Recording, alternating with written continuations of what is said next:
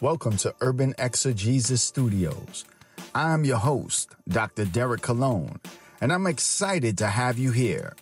This is the place where hip-hop culture meets faith, history, and community. Be sure to like, share, and subscribe. To stay connected and to unlock exclusive content, please join channel membership. You can also find us across social media.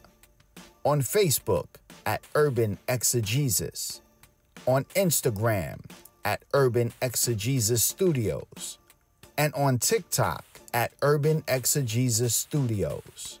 Thank you for tuning in. Sit back, relax, and enjoy the journey. Hey, what's up, everybody? What's going on? It's Ken Swift over here chilling with Pop Master Fable. What you just saw was a little blast from the past, you know what I'm saying, from old stuff I did from the early 80s. You know, kind of wish I had stuff that went a little bit back, but I hope y'all enjoyed that. You know, of course, this is volume 2, and I thought it would be fitting to talk about fashion coming off that old footage, original hip-hop fashion, but original ways that people used to dress back in the days.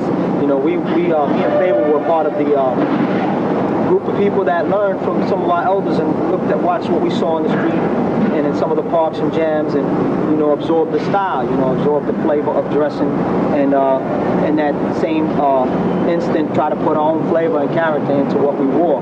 You know, right now we chilling out wearing some old school original Lee suits, you know what I'm saying, with the Art Parker sweater, you know what I'm saying, British Walkers, you know what I'm saying, the Kangos, you know what I'm saying, the British double strap with the Velcro. You know, I got the green suede joints with the tie-ups, with the tassels, you know, so just doing a little something like back in the days, how we used to put it all together. I got the green suede British Walkers, you know what I'm saying, with the tie-ups and the tassels, you know what I'm saying, got the Lee suit on, got the mock neck, dark green mock neck, the Art Parker over it, the Lee jacket, you know what I'm saying, original style.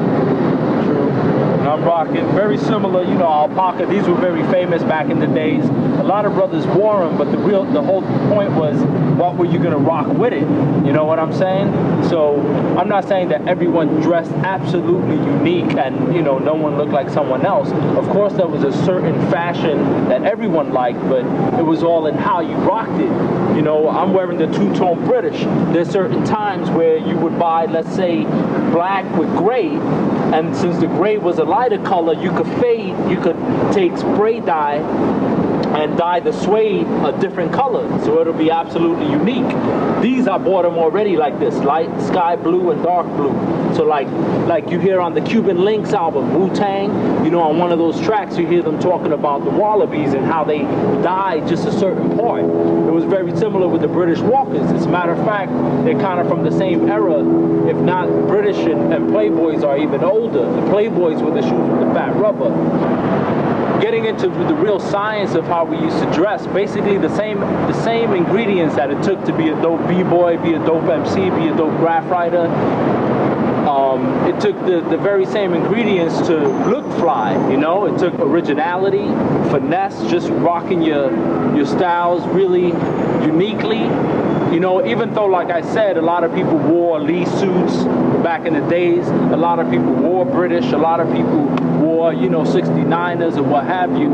It was all in how you wore it and how you altered it, which brings graffiti into the picture.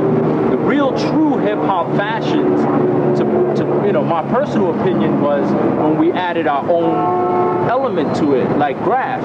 Lee jackets always had graph on the back. A lot of the styles, like for instance, doing graph on the back of the Lee jackets actually came from the outlaw gangs that were out around that time. The Black Spades, the Savage Nomads. Over here on the west side, you have La Familia, La West Side Familia.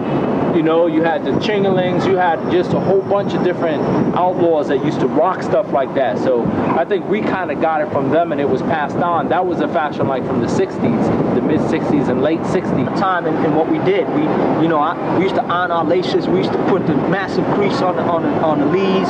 You know, we used to put the perm crease in the Lees. You know, we used to stick a little pearl in the Kango. You know what I'm saying? Fill it up with the plastic real tight. You know what I'm saying? So where you couldn't see no wrinkles in the Kango.